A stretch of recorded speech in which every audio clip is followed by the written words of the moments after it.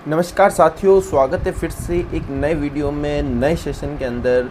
दोस्तों, अभी हाल ही में जो दूध के अंदर पानी मिलता है ये हमने सुना था। दूध के अंदर जो डिटर्जेंट पाउडर है, जो सरफ मिलता है, ये भी हमने सुना था। दूध के अंदर सिंथेटिक केमिकल्स जो मिलाए जाते हैं ये सब हमने सुना था।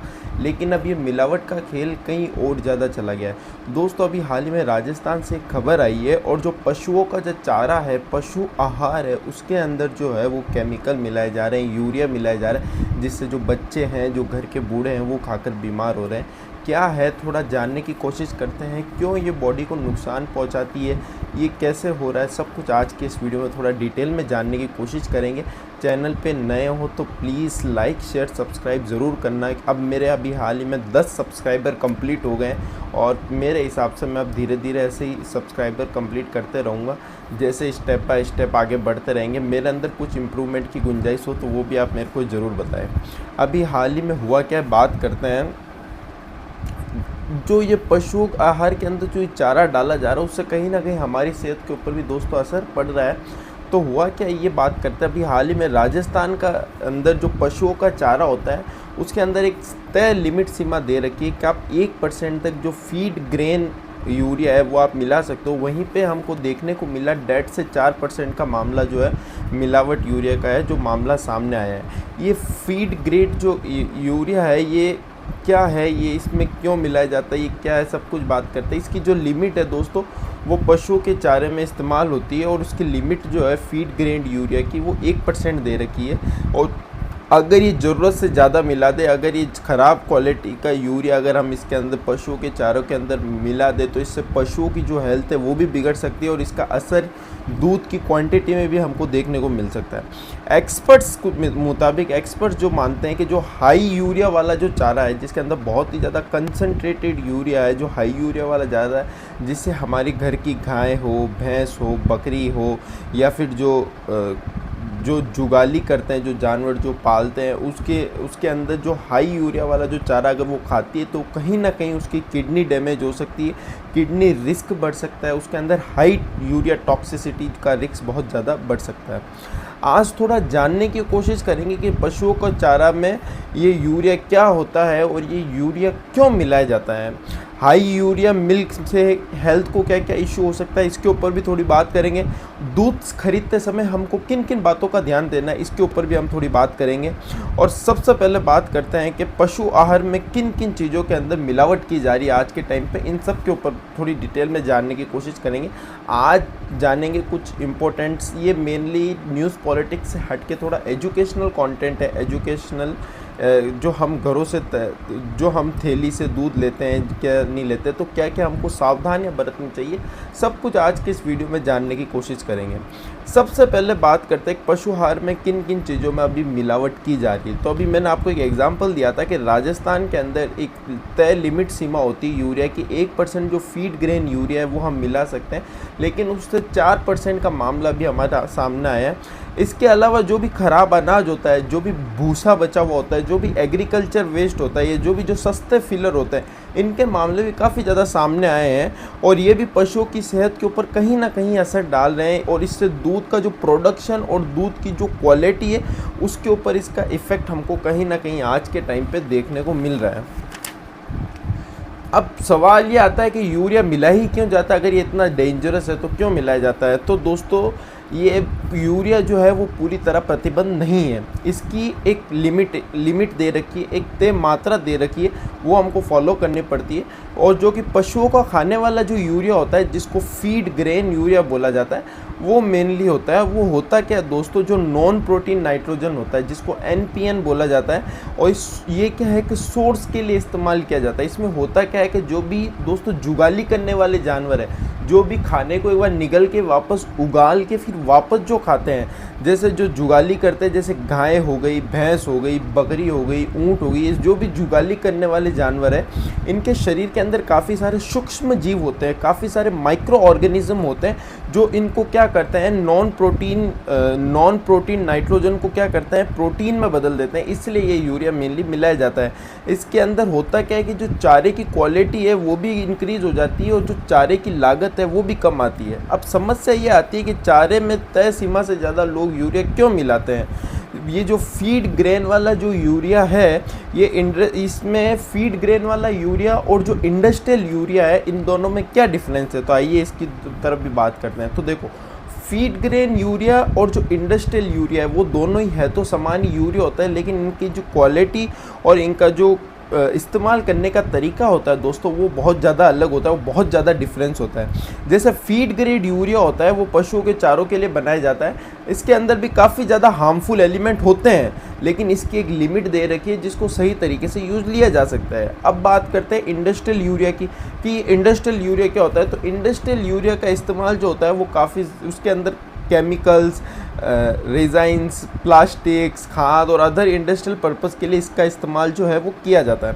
इसके अंदर भी काफ़ी ज़्यादा हार्मफुल एलिमेंट होते हैं और ये केमिकल जो है वो पशुओं को काफ़ी ज़्यादा नुकसान पहुंचा सकते हैं। इस केमिकल के अंदर गाय भैंस, अगर ये केमिकल वाला चारा अगर गाय भैंस खा ले तो क्या क्या हमारे पशुओं को नुकसान हो सकता है, हमारे जानवरों को क्या क्या नुकसान होता है, एक बार बात करते हैं। अगर ये केमिकल वाला पशु आहार हमारी गाय और भैंस खा ले तो पशु को भूख कम लगेगी और वो चारा कम खाएगा।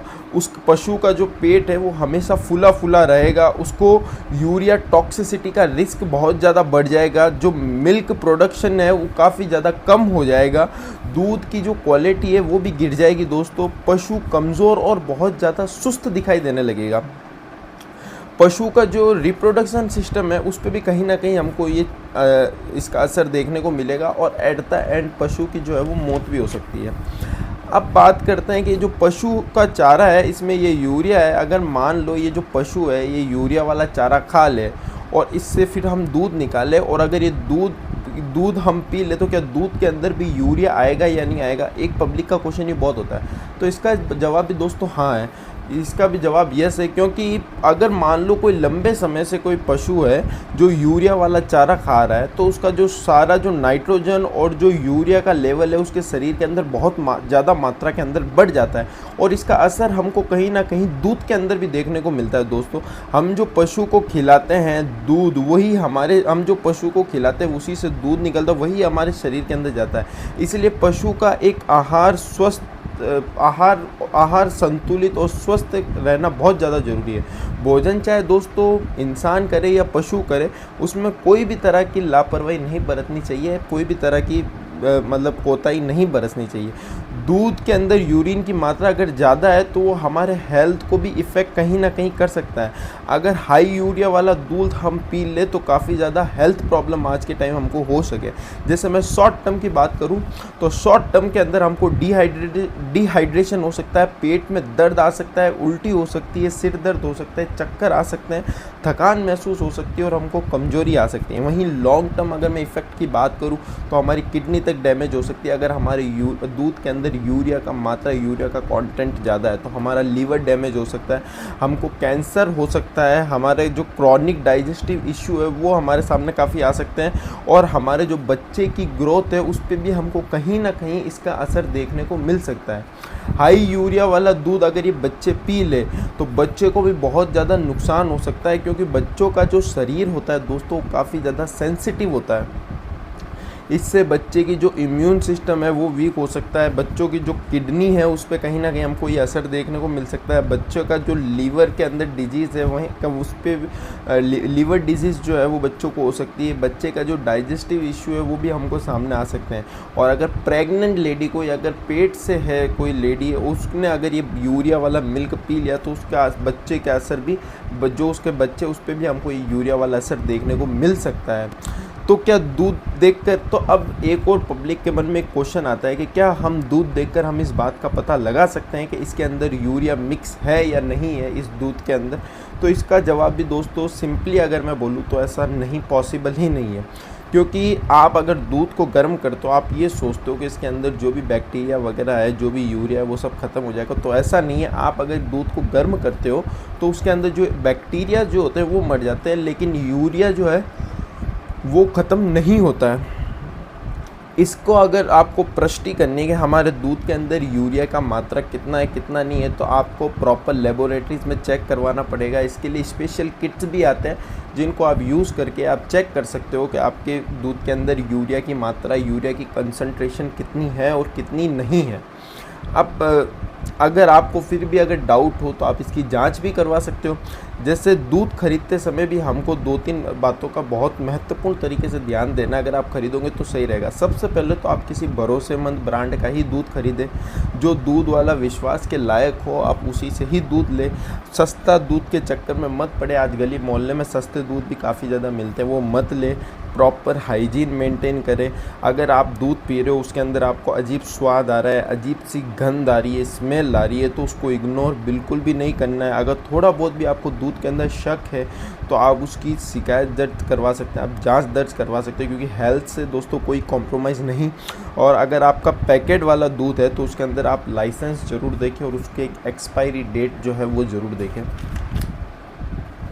अब दोस्तों जो पशुपालक है, जो चारा खरीदते हैं, उनको भी कुछ सावधानियां जो है वो बरतनी पड़ेगी और कुछ चीज़ें को ध्यान रखना पड़ेगा। जैसे चारा अगर आप अपने जानवर या पशुओं को खिला रहे हो, पशु आहार खिला रहे हो, तो उसकी क्वालिटी चेक करें। चारे के ऊपर जो लेबल लिखा हुआ है वो पढ़ ले, उसकी मैन्युफैक्चरिंग डेट है वो देख ले, और चारा सील पैक है या नहीं या खुला हुआ है वो चेक कर ले। उसके बाद अगर ख़राब चारा है वो अपने पशु को बिल्कुल भी ना खिलाए। पशु को भी एक संतुलित बैलेंस डाइट दे और पानी भी एकदम पशु को साफ़ ही पिलाए। Regular health checkup veterinary doctor साहब अपने पशु का करवाते रहे। दूध का प्रोडक्शन में अगर थोड़ा बहुत भी चेंज आ रहा है डेली, तो उसको नोट करते रहे कि आज इतना कम दिया या आज इतना ज़्यादा दिया, वो बिल्कुल नोट करें। और अगर ख़राब चारा का अगर आपको कहीं शक दिख रहा है तो आप उसकी कंप्लेन भी कर सकते हैं।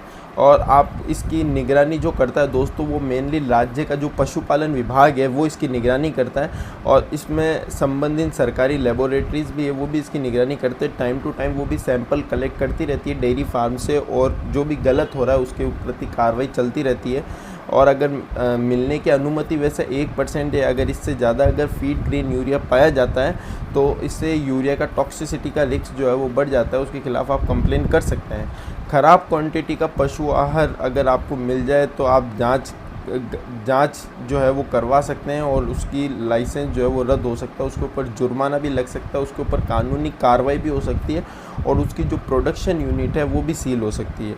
अगर आपको थोड़ा बहुत डाउट रहे, शक रहे या शिकायत रहे तो आप फूड सेफ्टी ऑफिसर है जो उसको कंप्लेन कर सकते हैं। आप FSSAI को आप कंप्लेन कर सकते हैं, जो कि food safety and standard authority of India, वहाँ पे भी इसकी कंप्लेन जो है वो कर सकते हैं। और इसके अलावा आपके पास अगर ख़राब क्वांटिटी का अगर चारा मिल जाए तो आप सैंपल या उसका बिल अवेलेबल जो भी है उसकी जांच की मदद से आप उसको उसकी अगर जांच आप उसका सैंपल लोगे, आप उसकी बिल लोगे, और आप जो भी अवेलेबल आपके पास डेटा रहेगा तो जांच करने में जो है काफ़ी ज़्यादा ईजी हो जाएगा। उम्मीद करता हूँ आपको वीडियो काफ़ी इन्फॉर्मेटिव लगी होगी। चैनल को लाइक शेयर सब्सक्राइब जरूर करना, क्योंकि ऐसी इन्फॉर्मेटिव वीडियो आपको इसी चैनल के ऊपर मिलती रहेगी। जब तक के लिए जय हिंद दोस्तों।